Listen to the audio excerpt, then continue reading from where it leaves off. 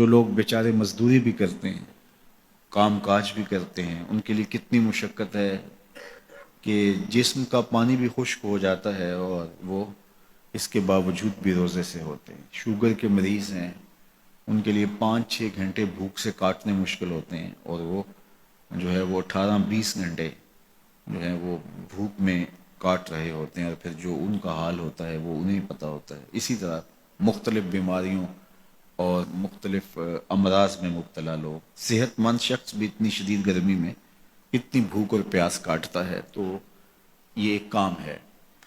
تو یہ کیوں کیا جاتا ہے، اس کا مقصد کیا ہے؟ تو وہ مقصد کوئی مخفی مقصد نہیں ہے، کوئی پوشیدہ مقصد نہیں ہے جو معلوم نہ ہو، وہ قرآن نے بیان کر دیا، اور وہ کیا ہے؟ تقوی۔ تو تمہیں روزہ اس لیے دیا گیا ہے تاکہ تم بھوک پیاس کاٹنے کے بعد اس نتیجے پہ پہنچو کہ تمہیں اتقاء کی دولت نصیب ہو۔ تو میں اور آپ 20 روزے گزار چکے ہیں، اب 21ویں روزے میں داخل ہو چکے ہیں۔ ہمیں ضرور اپنا جائزہ لینا چاہیے کہ کیا ہمیں مقصود کا کچھ حصہ نصیب ہوا ہے۔ اگر ہوا ہے تو ہمیں مبارک ہو، اور اگر نہیں تو ابھی موقع ہاتھ سے نہیں گیا، ابھی 10 دن ہمارے پاس باقی ہیں۔ تو بھرپور محنت کر کے، مشقت کر کے اپنے آپ کو اس منزل تک لے جانا چاہیں۔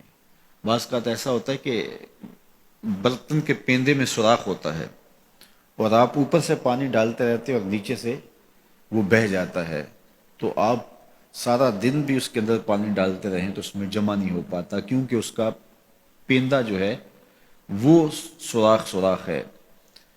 تو اگر ہم بھوک اور پیاس کاٹتے رہیں، کوئی نتیجہ نہ پیدا ہو رہا ہو، تو پھر ہمیں دیکھنا ہوگا کہ کہیں کوئی ایسا سقم تو نہیں ہے کہ جس سے ہمارا عمل جو ہے وہ پانی کی طرح بہہ رہا اور ضائع ہو رہا ہے، اور اندر کچھ بھی نہیں ٹھہر رہا۔ اور روزے میں اللہ تعالیٰ ہمیں ایک موقع دیتا ہے ہم اپنے آپ پہ غور کریں۔ دیکھیے، میں اور آپ یہ کہتے ہیں کہ یہ جو اعمال بد ہیں یہ شیطان کی وجہ سے ہیں۔ شیطان ایک ایسا مکار، ایک ایسا زیرک، ایک ایسا چالاک دشمن ہے کہ جو ہمیں چاروں طرف سے حملہ آور ہو رہا ہے۔ یہ چمکھی لڑائی ہے شیطان کے ساتھ ہماری۔ اس نے کہا میں دائیں سے آؤں گا، بائیں سے آؤں گا، آگے سے آؤں گا، پیچھے سے آؤں گا، وہ کسی نہ کسی طریقے سے آتا ہے۔ اور جب شیاطین جکڑ دیے گئے، اب ہم دیکھیں کہ ہمیں جو بہکاتا تھا، ہمارے ساتھ مکر اور چالاکی کے ساتھ ہمیں راہ مستقیم سے ہٹانے کی کوشش میں لگا ہوا تھا، اب وہ تو جکڑ دیا گیا، اور ہم اس کے باوجود بھی گناہ کی زندگی میں کیوں ہیں؟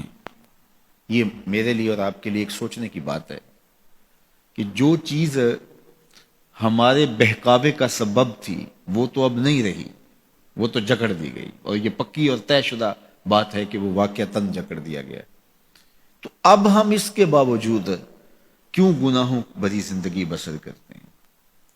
تو ایک ہمارے لیے یہ سوچنے کا موقع ہے، کیا شیطان کی مسلسل صحبت کے نتیجے میں کہیں ہم خود ہی شیطان صرف تو نہیں ہو گئے کہ شیطان بند بھی گیا ہے، اور اس کے باوجود اگر ہم کسی کو دکھ دے رہے ہیں، اس کے باوجود ہم کسی کی غیبت کر رہے ہیں، اس کے باوجود ہم کسی پہ ظلم کر رہے ہیں، اس کے باوجود اگر ہم رزق حلال کی بجائے رزق حرام اکٹھا کر رہے ہیں، تو پھر ہمیں دیکھنا ہوگا کہ کہیں ایسا تو نہیں ہے کہ شیطان کی مسلسل صحبت کی وجہ سے اس کی صفتیں ہمارے اندر تو پیدا نہیں ہوگی، اس نے ہمیں اپنے رنگ کے اندر رنگ تو نہیں دیا۔ شیطان کی وجہ سے ہم اتنے شیطان وصف ہو گئے، شیطان صفت بن گئے کہ شیطان رخصت بھی ہو چکا، جکڑا بھی گیا، لیکن اپنی عادتیں، اپنے اوصاف، اپنا رنگ ہمارے اوپر چڑھا گیا۔ ہم جہاں تھے اور وہیں کے وہیں کھڑے ہیں، اور ماہ سیام ہر سال آتا ہے اور گزر جاتا ہے، اور ہم جہاں ہوتے ہیں پھر وہیں کے وہیں ہوتے ہیں۔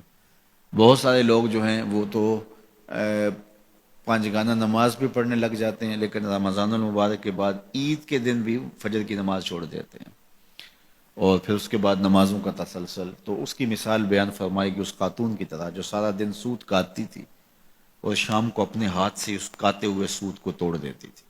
تو قرآن نے کہا تم اس عورت کی طرح نہ ہو جاؤ جو اپنے ہاتھ سے کاٹتی ہے اور پھر شام کو اس کو توڑ کے ریزہ ریزہ کر دیتی ہے. تو جو بھی نصیب ہو، تھوڑا نصیب ہو، لیکن اگر پیندے میں سوراخ نہیں ہے تو ایک ایک قطرہ بھی روز پڑے گا تو ایک دن برتن بھر جائے گا.